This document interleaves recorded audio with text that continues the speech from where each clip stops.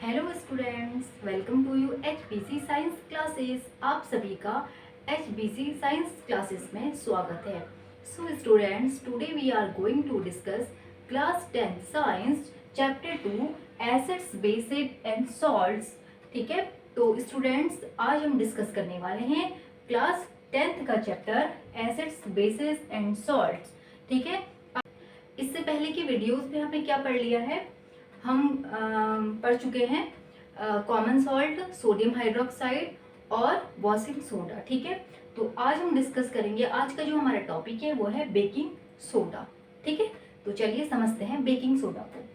Baking soda, अब देखिए baking soda क्या होता है। जैसे कि नाम से आप देख सकते हैं कि ऐसा सोडा जो बेक करने के काम आता है। बेक का जो बेक टर्म है आप देख सकते हैं, बेक मीन्स कुकिंग।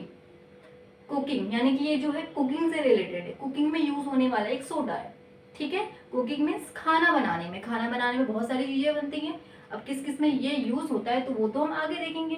तो बेक करने में इसका यूज होता है, यानी कि खाना बनाने में, खाने को पकाने में इसका क्या होता है, यूज होता है। अब वो किस तरीके से होता है, commonly used in kitchen for making tasty crispy pakoras. अब देखिए यहाँ पे क्या है, इसका यूज जो है वो कहाँ पे हो रहा है, किचन में यूज हो रहा है। क्या बनाने में, टेस्टी क्रिस्पी पकौड़ास। ठीक है, एक तो पकोड़ा बनाने में हो रहा है टेस्टी क्रिस्पी पकौड़ास, इसके अलावा भी बहुत सारी चीजें बनती हैं। ठीक है, जैसे ब्रेड बनाने में, केक बनाने में, ठीक है, कुकीज जो होती हैं आपकी। ठीक है, ये सभी चीजों में क्या होता है, इसका यूज होता है। एंड फॉर फास्टर कुकिंग, खाने को फास्ट करने में, तेजी से पकाने में भी या जल्दी पकाने में भी हम किसका यूज करते हैं, बेकिंग सोडा का यूज करते हैं। ठीक है, तो ये हमने समझा बेकिंग। अब इसका जो फॉर्मूला होता है, अब नाम से देखिए बेकिंग सोडा, सोडा लिखा हुआ है तो यानी कि सोडियम का कंपाउंड है कोई, तो फॉर्मूला इसका है NaHCO3। ठीक है, सोडियम हाइड्रोजन कार्बोनेट, या इसे क्या कहते हैं, सोडियम बाइकार्बोनेट भी कहते हैं। ठीक है, सोडियम हाइड्रोजन कार्बोनेट, और केमिकल नेम इसका हो जाएगा सोडियम हाइड्रोजन कार्बोनेट। ठीक है, या इसे कहते हैं सोडियम बाइकार्बोनेट।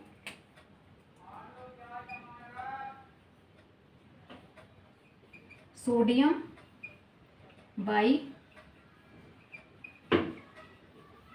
बाइकार्बोनेट। ओके, तो अब ये देखिए बेकिंग सोडा का फॉर्मूला हमने समझ लिया है, बेकिंग सोडा का केमिकल नेम। अब चलते हैं प्रोडक्शन, इसका प्रोडक्शन कैसे होता है, ये कैसे बनता है। ठीक है, NaCl यह है ब्राइन। अब ब्राइन क्या होता है, हमने क्लोर एल्कलाई प्रोसेस में हमने समझा था, जब हम क्या करते हैं NaCl का क्या कराते हैं, इलेक्ट्रोलिसिस करवाते हैं।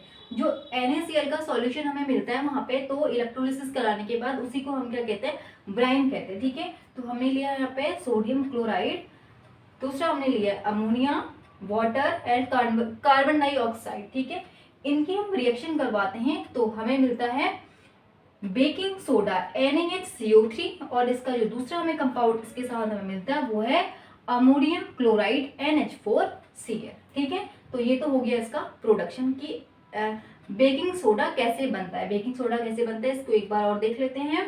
Common salt, ammonia, water, carbon dioxide की रिएक्शन से, ठीक है, इन सबको मिलाते हैं, इनके बीच में जो रिएक्शन होती है उससे हमें मिलता है बेकिंग सोडा NaCO3, और दूसरा इसके साथ एक और जो कंपाउंड मिलता है या बनता है वो होता है आपका अमोनियम क्लोराइड NH4Cl। ठीक है, अब चलिए इसमें आगे देखते हैं। चलिए अब समझते हैं इसकी प्रॉपर्टीज। ठीक है, बेकिंग सोडा की प्रॉपर्टीज को। Properties of baking soda, baking soda की प्रॉपर्टीज मींस बेकिंग सोडा में कौन कौन से गुण होते हैं। ठीक है, अब देखिए कैसा होता है, सबसे पहले बेकिंग सोडा होता कैसा है, कैसा दिखाई देता है। ठीक है, baking soda NaCO3 white crystal.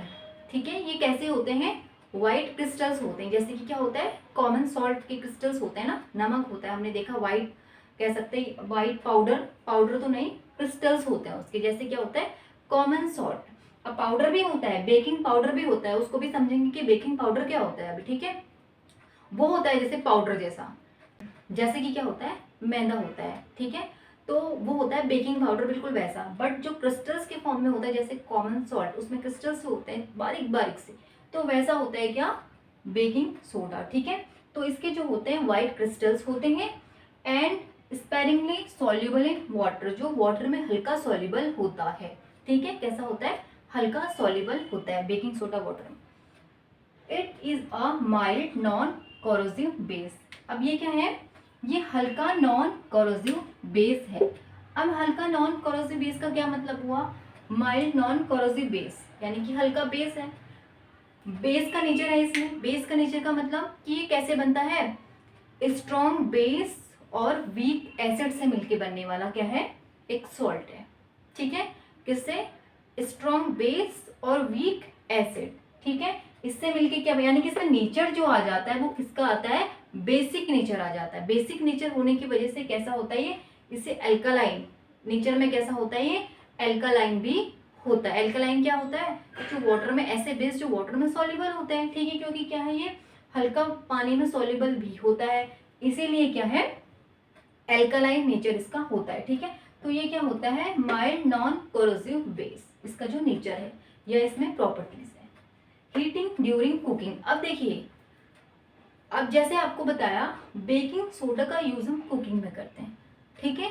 अब तो कुकिंग में जब इसका यूज कर रहे हैं हम, या कुकिंग में इसको हीट कर, जैसे खाना बनाया हमने उसको हीट किया, अब हीट करने के साथ क्या ये भी हीट हो रहा है, ठीक है। अब इसका जब यूज होता है कुकिंग में तब क्या होता है, देखिए NaCO3 को हम हीट करते हैं, ठीक है, खाने के साथ, कुकिंग के साथ ये हीट होता है। अब इसमें क्या बनता है, एक तो इसमें से बनता है Na2CO3 जो क्या है, सोडियम कार्बोनेट, दूसरा निकल रही है कार्बन डाइऑक्साइड गैस, ठीक है, और एक है वाटर का मॉलिक्यूल। अब यहाँ पे CO2 गैस, जो मेन रोल है किसका है, कार्बन डाइऑक्साइड गैस का है, यही क्या करती है, कुकिंग में हेल्प कर रही है, ठीक है। अब देखिए कैसे हेल्प कर रही है, कुकिंग में क्या करती है, ये जो खाना होता है, जैसे कि अभी हमने समझा, जैसे पकौड़ा क्रिस्पी बनाने में हेल्प कर रही है, उसके अलावा जैसे कि हमने इसको खाने में मिलाया, खाने में जैसे कि किस में यूज़ होता है, ये हम केक बना रहे हैं, केक में हमने इसका यूज़ किया, तो ये केक को क्या बनाता है, उसके अंदर CO2 गैस, ठीक है, CO2 गैस क्या होती है, एयर बबल निकालती है, उसको एरिएटेड कर देती है। एरिएटेड करने के बाद उसमें क्या होता है, जो केक है या डो है या आटा है, आटे में हमने इसको मिलाया, तो वो क्या करेगा, इसको फ्लफी स्पॉन्जी, ठीक है, फ्लफी बना देता है, स्पॉन्जी बना देता है, और क्या बना देता है, सॉफ्ट बना देता है, ठीक है। ये तो था कार्बन डाइऑक्साइड का, मैंने बताया कि क्या वहाँ पे रोल है, ठीक है। बट अब देखिए इसको समझिए आगे क्या है, जैसे कि मैंने कहा इसको कुकिंग में इसका यूज हो रहा है, ठीक है, लेकिन कुकिंग में जब हम इसको हीट करते हैं, ठीक है, अगर हमने बेकिंग सोडा को डायरेक्ट कहाँ मिलाया है, फूड में मिलाया है, अभी हम किसको मिला रहे हैं, बेकिंग सोडा को, ठीक है, बेकिंग सोडा को हमने कुकिंग में यूज किया या इसको हमने हीट किया। अब हीट करने में देखिए एक और कंपाउंड हमें मिल रहा है Na2CO3, ठीक है, Na2CO3। अब ये भी नेचर में कैसा होता है, बेसिक होता है। अब बेसिक नेचर होने की वजह से ये क्या करता है, खाने को बिटर, ठीक है, अगर हमने जैसे इसको केक में मिलाया तो वो केक क्या हो जाएगा, कड़वा हो जाएगा, ठीक है, इसका टेस्ट कैसा हो जाएगा, बिटर हो जाएगा, किसकी वजह से, Na2CO3 की प्रेजेंस की वजह से, ठीक है। तो इसीलिए क्या करते हैं हम, ये CO2 गैस किसके रूप में यूज होती है, बेकिंग पाउडर के कॉन्स्टिट्यूंट के रूप में यूज होती है, बेकिंग पाउडर के कॉन्स्टिट्यूंट के रूप में यूज होती है। कैसे, CO2 गैस वहां पे निकलेगी, सबसे पहले हमें क्या बनाना है, बेकिंग सोडा से बेकिंग पाउडर, ठीक है, सबसे पहले क्या बनता है, बेकिंग सोडा से बेकिंग पाउडर बनता है। अब वहां पे क्या होता है, इसको बेकिंग पाउडर जब बनाते हैं, देखिए आगे हम समझेंगे इसको अभी, और इसमें क्या करते हैं ना, कुछ एसिड मिला देते हैं, माइल्ड एडिबल एसिड, ठीक है, या इसमें हम क्या करते हैं, कुछ एडिबल एसिड मिला देते हैं, यानी कि खाने वाले कुछ एसिड इसमें हम डाल देते हैं। अगर हमने इसमें क्या किया, कुछ खाने वाले एसिड डाल दिए, तो ये क्या करते हैं, एसिड है, अभी क्या है, अब देखिए NaCO3, ठीक है, हम क्या करेंगे, इसमें कुछ एडिबल एसिड मिला देते हैं। अब एडिबल एसिड देखिए बेस है, बेस में एसिड मिलाते तो वो क्या होता है, न्यूट्रलाइज हो जाते हैं, ठीक है। अब इन्होंने क्या किया, इसके जो इफेक्ट है Na2CO3 हमें जो मिल रहा है यहाँ पर, अब इसका जो इफेक्ट है उसको तो न्यूट्रलाइज कर देगा। अब इसमें से CO2 गैस निकलती है, ठीक है, क्या निकलेगी इसमें से, CO2 गैस इसमें से फिर भी निकलती है। अब जो मेन काम इसमें करती है, बेकिंग पाउडर में जो हमें क्या निकलती है, CO2 निकलती है, उसका यूज फिर हम क्या करते हैं, कुकिंग में करते हैं। ठीक है, अब डायरेक्ट हीटिंग में CO2 तो निकल रही है, इसका डायरेक्ट हम यूज कर सकते हैं। ठीक है, बट ये क्या करेगा, उस फूड को क्या बना देगा, कड़वा बना देगा, बिटर बना देगा। किसकी प्रेजेंस की वजह से, Na2CO3 की प्रेजेंस की वजह से। ठीक है, तो इसके लिए हमें सबसे पहले इसमें हमें एडिबल एसिड मिला के हमें इसे क्या बनाना पड़ता है, बेकिंग पाउडर बनाना पड़ता है। ठीक है, अब ये दोनों ही अलग होते हैं, बेकिंग सोडा अलग होता है, बेकिंग पाउडर अलग होता है। ठीक है, बेकिंग सोडा तो है NaCO3, ओके, NaCO3। इसके बाद NaCO3 में हमने क्या किया है, कुछ एडिबल एसिड मिला दिया, यानी कि खाने वाले एसिड डाल देते हैं। खाने वाले एसिड डालने के बाद उसका नेचर कैसा हो जाता है, यानी कि वो क्या बन जाता है, बेकिंग पाउडर बन जाता है। ठीक है, चलिए अब समझते हैं बेकिंग सोडा के यूज। ठीक है, यूजेस ऑफ बेकिंग सोडा। अब देखिए इसके क्या यूज हैं, used as an antacid in medicine to remove acidity. अब इसका यूज कहाँ पे होता है, मेडिसिन में किस फॉर्म में, एंटासिड के फॉर्म में। ठीक है, इसका यूज होता है जो हमारे स्टमक में एसिडिटी हो जाती है उसको रिमूव करने में। ठीक है, अब देखिए एसिडिटी हमारे पेट में हो रही है, इसका मीन्स हमारे स्टमक में क्या बन गया, एसिड बन गया। ठीक है, अब एसिड को कौन न्यूट्रलाइज करता है, बेस के साथ जब हम एसिड की रिएक्शन कराते हैं तो उसको क्या करता है, न्यूट्रलाइज कर देता है। अब इसके लिए हम क्या करेंगे, बेकिंग सोडा कैसा होता है, नेचर क्या होता है इसका, जैसे हमने अभी समझा था, क्या होता है, माइल्ड, ये क्या है, माइल्ड बेस है। ठीक है, माइल्ड बेस है, या नेचर कैसा होता है इसका, एल्कालाइन होता है। अब जब स्टमक में क्या है, एसिड बन गई या एसिडिटी हो गई है, हमें क्या लेना है, मेडिसिन के रूप में बेकिंग सोडा का यूज करना है। ठीक है, हमने बेकिंग सोडा लिया, हमारे जो स्टमक है उसके जो एसिड है उसके साथ क्या करेगा, ये रिएक्ट करेगा और उसको क्या करेगा, न्यूट्रलाइज कर देगा। उसके बाद हमें क्या होगा, एसिडिटी से रिलीफ मिलेगा, या इनडाइजेशन से क्या मिलेगा, रिलीफ मिलेगा। ठीक है, जो हमें क्या देगा, इनडाइजेशन से रिलीफ देगा। ठीक है, तो किसके लिए हमने यूज करना, एंटासिड के फॉर्म में यूज करते हैं किसका, बेकिंग सोडा का। ठीक है, अब देखिए उसके बाद क्या है इसमें, next second, use in making baking powder. देखो मैंने अभी आपको बताया था बेकिंग पाउडर बनाने में बेकिंग सोडा का यूज होता है, यानी कि बेकिंग सोडा से क्या बनता है, बेकिंग पाउडर बनता है। अब देखिए बेकिंग पाउडर कैसे बन रहा है, उससे हम क्या करते हैं, जब बेकिंग सोडा में क्या मिलाते हैं, कुछ एडिबल एसिड, इसमें हम क्या, added some edible acid such as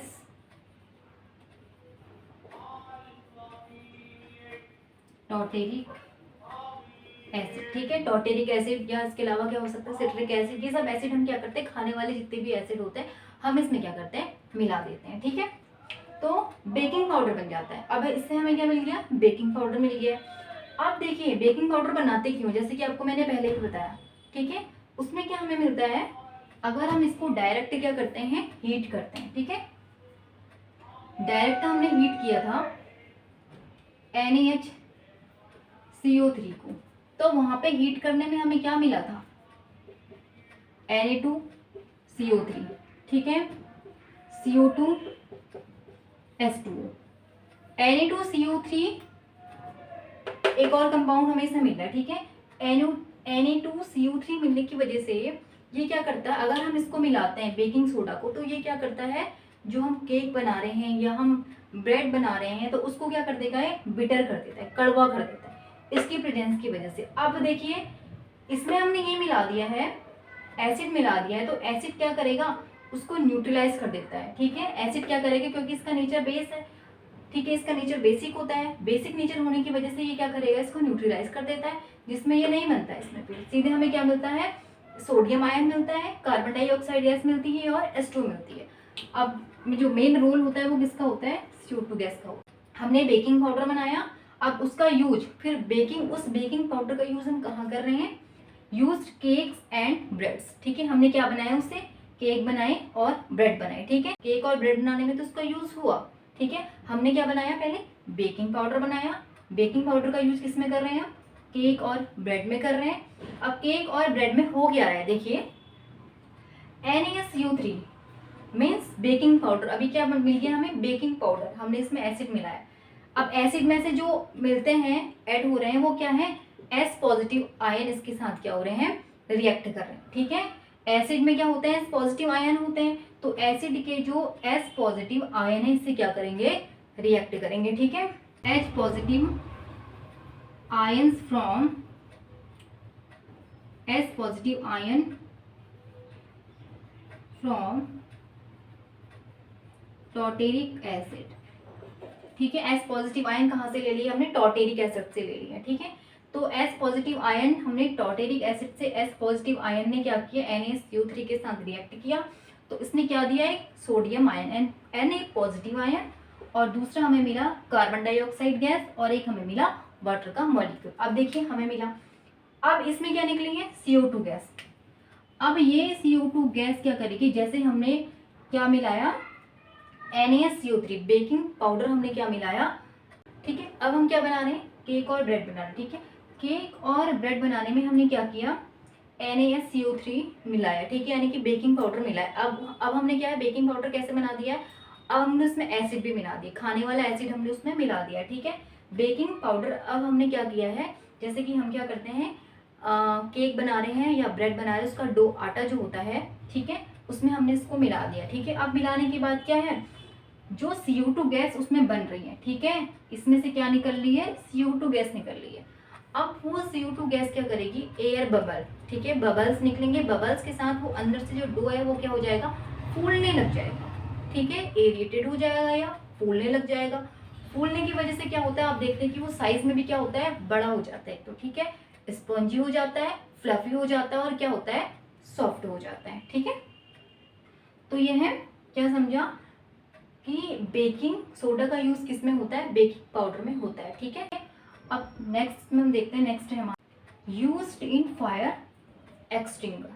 ठीक है, इसका यूज किस में होता है, फायर एक्सटिंग्विशर में। ठीक है, अब देखिए फायर एक्सटिंग्विशर क्या होते हैं, आपने देखे होंगे बड़े बड़े जो सिलेंडर्स, रेड कलर के सिलेंडर्स लगे होते हैं, कहाँ पे लगे होते हैं, जैसे हॉस्पिटल हैं, स्कूल्स हैं, बहुत सारी जगहों में। ठीक है, ऑफिस में, ठीक है, इसके अलावा बस में, मेट्रो में, ट्रेन में, हर जगहों में हम रेड कलर के सिलेंडर हमें मिलते हैं। ठीक है, तो वही क्या होते हैं, फायर एक्सटिंगर्स होते हैं। ठीक है, अब इनका जो यूज होता है किस में होता है, आग को बुझाने में। जैसे कहीं पे आग लग जाती है तो फायर एक्सटिंगर्स का यूज वहां पे होता है।